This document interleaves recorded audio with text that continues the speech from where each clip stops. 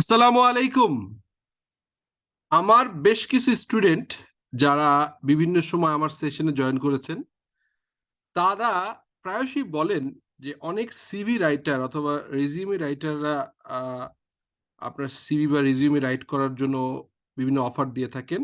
তারা বেশ ভালোই রেজিউমি বানান, আমি অনেককেই চিনি। বাট অন্যের সাহায্য ছাড়াও নিজেও ভালো করে বানানো যায়। সো আমাকে একজন বলছিল, স্যার ইন্টারন্যাশনাল স্ট্যান্ডার্ডটা কেমন? সো সেটি নিয়ে একটু রিসার্চ করে আমি বেশ কিছু জিনিস আমরা পেয়েছিলাম। সো সেই জায়গা থেকে স্পেশালি সিএফও কোর্সের যারা স্টুডেন্ট তাদের রিকোয়েস্টে এটা করা। So today's topic is basically how to write an international standard resume. তো এটা ফলো করা হচ্ছে ক্যানাডিয়ান স্টাইল। আমি অন্য ইউটিউব ভিডিও এবং বিভিন্ন জায়গা থেকে দেখে এটিকে স্ট্যান্ডার্ড করার চেষ্টা করেছি। সো আমি শফিকুল আলম, যথারীতি আপনাদের সামনে বিভিন্ন সময় বিভিন্ন টপিকসে কথা বলে থাকি। আজকে মূলত হচ্ছে রিজিউমি নিয়ে কথা বলবো। সো ইন্টারন্যাশনাল রিজিউমি অথবা ক্যানাডিয়ান স্ট্যান্ডার্ড রিজিউমির মূলত দুই ধরনের স্টাইল থাকে। একটাকে বলা হয় ক্রোনোলজিক্যাল রিজিউমি, যেটিকে টাইম বেসড বা এক্সপিরিয়েন্স বেসড হয়। আর একটা আছে হচ্ছে ফাংশনাল রিজিউমি, যেটি হচ্ছে যে হয়তো স্কিল বেসডটা বেশি জরুরি এক্সপিরিয়েন্সের থেকে। এখানে পার্টিকুলার স্কিলকে ফোকাস করা এটি ইম্পর্টেন্ট। যেমন আমরা ক্রনোলজিক্যাল রিজিউমির ক্ষেত্রে যেটি দেখি সেটি হচ্ছে ক্রনোলজিক্যাল রিজিউমির ক্ষেত্রে এখানে টাইম বেসড রিজিউমি হয়। হ্যাঁ, এটি সময় আপনি কত বছর কাজ করেছেন, that is important. These resumes are best if you have a lot of experience in your career or in your field. আপনি আপনার ফিল্ডে যদি এনাফ এক্সপিরিয়েন্সড হন, তখন কিন্তু এটা বেস্ট ফিট হয়, আমরা জানি। এবং একজন বেস্ট এক্সপিরিয়েন্স পার্সনের জন্য এই ফরম্যাটে রিজিউমিটা করাটাই হচ্ছে যৌক্তিক বলে আমি ব্যক্তিগতভাবে মনে করি অথবা রিসার্চে পেয়েছি। তাহলে এখন আসুন যে আমরা দেখতে চেষ্টা করি যে ফাংশনাল রিজিউমিটা কিরকম হয়। A functional resume is a skill-based one. হ্যাঁ, it is organized by skill that you gain in your previous work. অর্থাৎ আপনি হয়তো অনেক এক্সপিরিয়েন্স নাই, বাট কোনো জায়গায় অল্প কাজ করেছেন, বাট একটা পার্টিকুলার স্কিল আপনার আছে। এটা বেস্ট স্যুট হয় কাদের জন্য? Best for recent graduate person, যারা রিসেন্টলি ইউনিভার্সিটি থেকে গ্র্যাজুয়েশন অথবা মাস্টার্স করে বেরিয়েছেন। তাদের জন্য এই ফরম্যাটের রিজিউমিটা ইজ ভেরি ইন্টারেস্টিং এবং এটা হেল্পফুল হয়। Have a major time gap in the employment. এমন যদি হয় যে অনেকদিন জব করেছিলেন, যেমন আমাদের সিএ প্রফেশনে অনেকে হয় জব করার পর দীর্ঘদিন তারা আবার গ্যাপ দিয়ে সিএ পড়েন, আবার হয়তো ফাইনালি এসে জবে জয়েন করেন। আর চেঞ্জিং ক্যারিয়ার্স, অনেকে হয় কি যে শুরুতে হয়তো বেশ কয়েক বছর ইন্টারনাল অডিটে কাজ করেছেন, তারপরে তারা মনে করছেন যে আমি 1-2 বছর আরো কিছু কাজ করে ফাইন্যান্সে আসবো। অথবা অনেকে হয়তো ক্যারিয়ারের শুরুতে সেলসে কাজ করেছেন, একটু গ্যাপ দিয়ে পরবর্তীকালে মার্কেটিং এ আসতে চান। অনেকে সাপ্লাই ফাইন্যান্স থেকে সাপ্লাই চেনে যেতে চান। সো এই চেঞ্জের ক্ষেত্রেও এই ধরনের ফাংশনাল রিজিউমি টা কার্যকরী হতে পারে। আপনি কয়েকটা জিনিস আপনার মাথায় রাখতে হবে, সেটি হচ্ছে যে mind the length of your resume. এটা কি কোনোভাবেই কিন্তু 1 থেকে 2 পাতার বেশি হবে না। স্পেশালি কানাডা অথবা নর্থ আমেরিকান কান্ট্রি গুলোকে আমি যেটুকু পেয়েছি সেই বেসিসে বলছি যে 1 থেকে 2 পাতার ভিতরেই রিজিউমি করতে হয়। এবং সাধারণত বুলেট পয়েন্ট ইউজ করলে বেটার হয়। Describe your experience and achievement based on the bullet point. Bullet point use করে করতে পারলে এটি বেটার হয়। দেন অবভিয়াসলি আপনাকে ক্লিন আপ ইউর রিজিউমি। আপনি হচ্ছে অনেকে বাংলাদেশের যে কমন ফরম্যাট, এটা ক্লিশেই বা রাবার স্ট্যাম্প স্টাইলে আমরা ইউজ করি। আমরা অনেক ক্ষেত্রে আনইউজুয়াল বা অপ্রয়োজনীয় জিনিস ইউজ করি। যেমন ধরেন, your resume must have professional touch. Professional touch থাকতে হবে।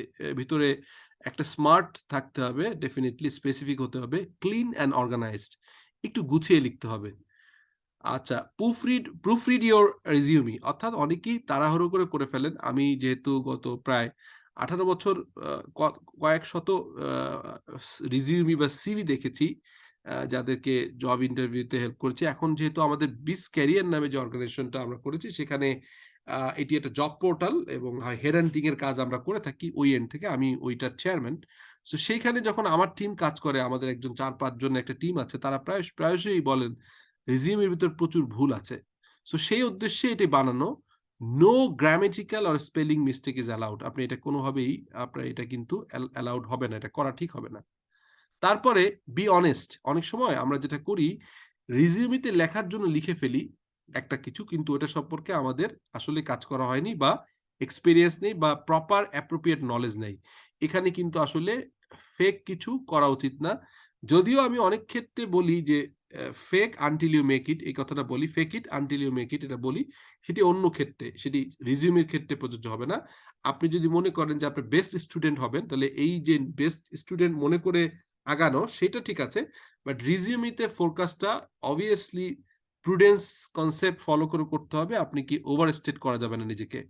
অর্গানাইজ সেকশনস, এখানে আসলে ক্যানাডিয়ান সিভিতে পার্টিকুলারলি যারা ক্যানাডিয়ান জব চাবেন, অথবা যারা হচ্ছে যে মাইগ্রেশনের জন্য কোনো হেল্প নিবেন, অথবা যারা হচ্ছে ইন্টারন্যাশনাল অর্গানাইজেশন গুলোকে অ্যাপ্লাই করবেন, রাইট ডিটেল ইন মানে 5 ক্যানাডিয়ান সেকশন। এখানে ক্যানাডিয়ান অর্গানাইজেশন গুলো বা তারা যেভাবে নর্থ আমেরিকান অর্গানাইজেশন গুলো 5টা সেকশনে দেখতে পছন্দ করেন। সো সেকশন 1 যেটি খুবই ইম্পর্টেন্ট, সেটি হচ্ছে যে কন্ট্যাক্ট ডিটেইলটা ইজ মাস্ট। এখানে your name is very important. Your name থাকবে, address, telephone number, email address, LinkedIn URL বা লিঙ্কডইন অ্যাড্রেস, এটা খুবই ইম্পর্টেন্ট। এরপরে হচ্ছে আপনার সেকশন 2 তে হচ্ছে ক্যারিয়ার সামারি। এখানে অনেক ক্ষেত্রে অনেকে বলে থাকেন ক্যারিয়ার অবজেক্টিভ একদম ফ্রেশার হলে, বাট ক্যারিয়ার সামারি তারা প্রেফার করে 3 to 5 sentences that details your strength and core competencies. আপনার স্ট্রেংথ এবং কোর কম্পিটেন্সি প্রকাশ পায় এরকম 3 থেকে ম্যাক্সিমাম 5টা সেন্টেন্স আপনার লেখা ঠিক হবে বলে আমি রিসার্চে পেয়েছি। এরপরে হচ্ছে সেকশন 3 তে হচ্ছে আপনার basically you need to mention your skills, other skill set. সেখানে this means you should add a few of your most relevant soft skill to a resume whatever job you are applying for. এভাবে bullet পয়েন্টে skill 1 2 3 4 যতগুলো আছে এভাবে আপনি bullet পয়েন্টে দিতে পারেন। That should be appropriate way to present your skills, core skills in your resume. Section 4 যেটা হচ্ছে ওয়ার্ক এক্সপিরিয়েন্স, এখানে হচ্ছে যে when মানে listing down your job experience, start with the ones that you are most relevant to the position. সেটি হচ্ছে যে আপনি যদি যে জব করতে চাচ্ছেন সেই জায়গায় হচ্ছে মোস্ট রিলেভেন্টটা এবং লেটেস্টটা দেয়া যৌক্তিক। অনেকে একদম পিছন থেকে শুরু করে, that should not be. Start with your job title, কি জব ছিলেন। লেটস সে আপনি আগের অর্গানাইজেশন জিএম ফাইন্যান্স ছিলেন, বা হয়তো একটা ইউনিটের সিএফও ছিলেন, এই job title, then company, then address, and then your I mean the আপনি কি করেছেন, ইউর কি সার্ভ করেছেন সেটি থাকবে। So like that, job title, কত বছর কাজ করেছেন, কোম্পানি নেম, সিটি, প্রভিন্স, যেমন বাইরে প্রভিন্স হয়, আমাদের দেশে তো ডেফিনেটলি ঢাকা, বাংলাদেশ লিখি আমরা।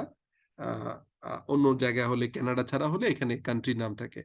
The format you the format your bullet points in this manner, responsibilities আগে লিখবেন, followed by the benefit or result। অর্থাৎ কি কি রেসপন্সিবিলিটি আপনি এখন কারেন্টলি বা অতীতের অর্গানাইজেশন গুলো করেছেন, এবং সেখান থেকে অর্গানাইজেশনকে আপনি কি বেনিফিট বা রেজাল্ট দিয়েছেন সেটি থাকতে হবে। আর ফ্রেশারদের ক্ষেত্রে অনেক ক্ষেত্রে you may also add technical skills গুলো দিতে পারেন, ভলেন্টারিং অপরচুনিটি যদি কোথাও করে থাকেন, and community involvement as long as you relate to the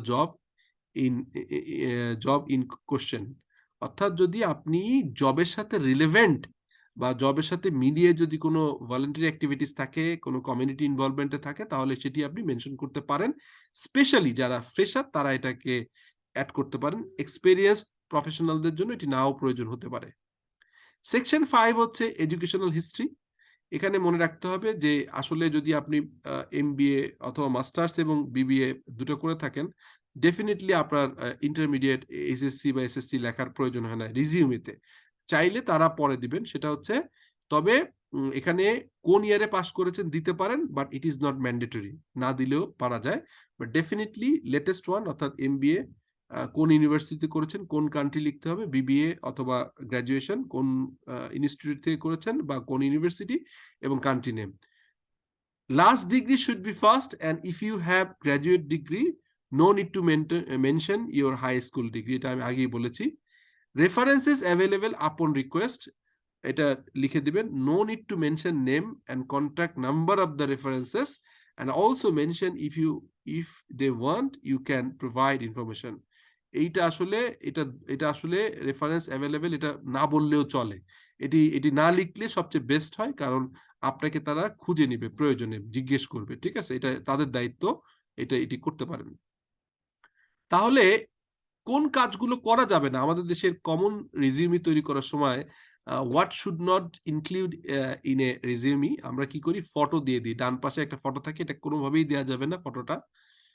এটা প্রয়োজনে সে চাইলে ডিফারেন্ট ফরম্যাটে যাবে, বাট রিজিউমির সঙ্গে অ্যাটাচ থাকা যাবে না। আননেসেসারি ইনফরমেশন, যেমন you should mention only job relevant information, not provide any unnecessary information. অনেক সময় আমরা অতিরিক্ত কিছু কথাবার্তা বলে দিই, it is not necessary at all. Extra curriculum activities, no need to mention your extra curriculum activities if that are not related with this job. যদি এই জবের সাথে খুবই প্রাসঙ্গিক হয়, রিলেভেন্ট হয়, দেন আপনি কোন এক্সট্রা কারিকুলাম অ্যাক্টিভিটি যদি থাকে সেটা আপনি এখানে মেনশন করতে পারেন। আদারওয়াইজ মেনশন না করাটাই উচিত বলে রিসার্চে আমি পেয়েছি। দেন কালার, আপনার সিভির কালার হবে দুটো, অর্থাৎ দুটো মানে হচ্ছে ব্ল্যাক অ্যান্ড হোয়াইট, অর্থাৎ আপনি সাদা কাগজে লিখবেন, ভালো পেপারে অবশ্যই, যদি এটা হার্ড কপি যায়, এবং ব্ল্যাক কালিতে, অন্য কোনো কালার ইউজ করা যাবে না। নো ক্লিপ আর্ট, আমরা অনেক সময় ইমেইল দিলে ইমেইলের একটা ছবি বা ক্লিপ আর্ট দিয়ে দিই, ফোন নম্বরের একটা সেলফোনের একটা ক্লিপ আর্ট দিয়ে দিই। Don't and never use clip art in your resume. হ্যাঁ, এটা কখনোই ইউজ করা যাবে না। পার্সোনাল প্রোনাউন্সেস, অর্থাৎ আপনি যেটা হয়, don't use personal pronounces like I, me, my, our, এগুলো হচ্ছে লেখা যায় না। এটাকে অন্য একটা স্টাইলে লিখতে হবে, পরে বলে দিচ্ছি। সেটা হচ্ছে and less use of the article and preposition. আসলে রিজিউমের ভিতরে এটাকে ব্রিফ স্মার্ট করার জন্য আপনি পার্সোনাল প্রোনাউন্স গুলো, যেমন আই, মি, মাই, আওয়ার, এগুলো ইউজ করা উচিত না, এবং যত কম সম্ভব প্রিপোজিশনস এন্ড আর্টিকেল গুলো কম ইউজ করা উচিত।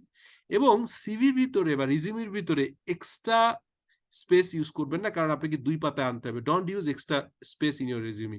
এটা করা ঠিক হবে না, তাহলে কিন্তু আপনার জন্য এটা ভালো হবে না।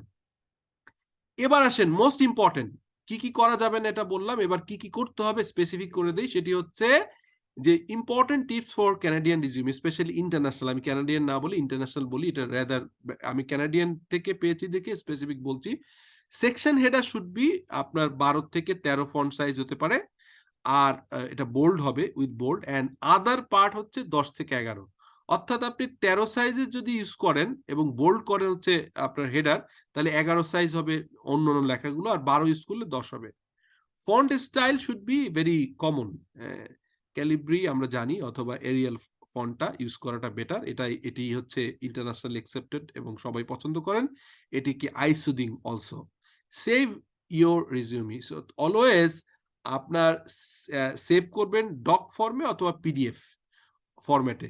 আদারওয়াইজ আপনি যখন পাঠাবেন, তখন আপনার যে রিসিভার, আপনি যে সেন্ডার, তখন সে এটাকে যদি প্রপারলি ওপেন না করতে পারে, কারণ আপনার রিজিউমি ওপেন করে দেখার জন্য যদি তার 15-20 সেকেন্ডের বেশি সময় লাগে, তাহলে বিরক্ত হয়ে উনি এটাকে স্কিপ করবেন, কারণ available options are there for him or her, এটা আমরা জানি, প্রচুর রিজিউমি যায়। সেন্ড রাইট পারসন, অনেক সময় আমরা উল্টাপাল্টা জায়গায় ইমেইলে দিয়ে দিই। Appropriate, always check the email address before send the resume. আমরা অনেক সময় লিখতে যেয়ে ভুল অ্যাড্রেস করি, বাউন্স ব্যাক করে, অথবা ভুল জায়গায় চলে যায়। So you make sure that right পারসনকে প্রপারলি চেক করে দিচ্ছেন।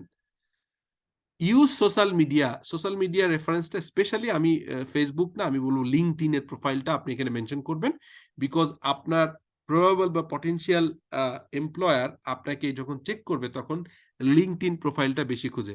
অ্যাভয়েড লং প্যারাগ্রাফ, আপনার রিজিউমের ভিতরে লং প্যারাগ্রাফ করার কোনো সুযোগ নেই।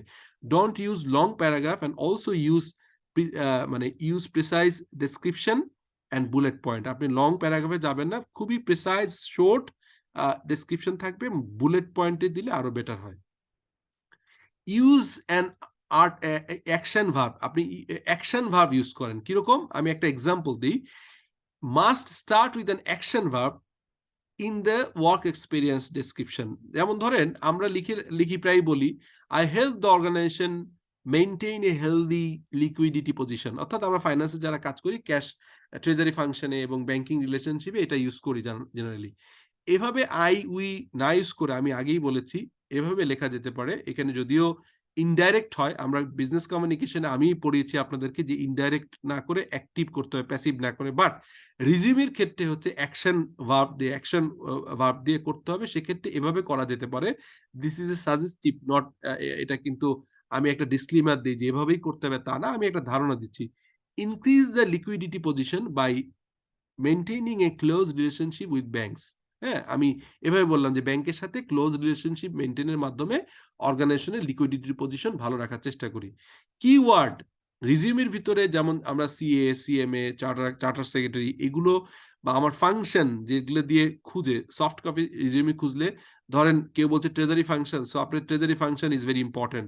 বলা হচ্ছে প্রফেশনাল অ্যাকাউন্টেন্ট, সো আপনি লিখবেন যে professional accountant, professional charter accountant, এভাবে লিখে দিবেন।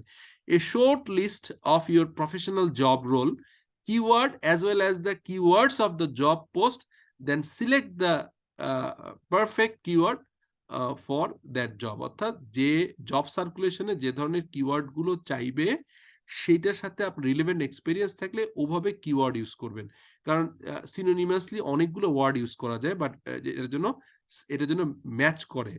Don't send the same resume. আমরা যেটা করি, একটা রিজিউমি বানিয়ে সব জায়গায় কমন পাঠাই। Don't send the same resume for all job post. Choose a particular keyword from the job post and then modify your resume based on the job description. অর্থাৎ যখনই আপনি একটা সার্কুলার জব অফার দেখেন, job circular দেখেন, then ওখান থেকে keyword research করে সেই অনুযায়ী আপনার রিজিউমিটিকে রিরাইট করেন। একটু করে হলেও খাটেন, গণহারে পাঠিয়েন না। So these are the basic thing you need to follow to prepare an international standard resume, especially Canadian standard টা আমরা বলেছি। Thank you for being with me. Assalamu alaikum. Take care.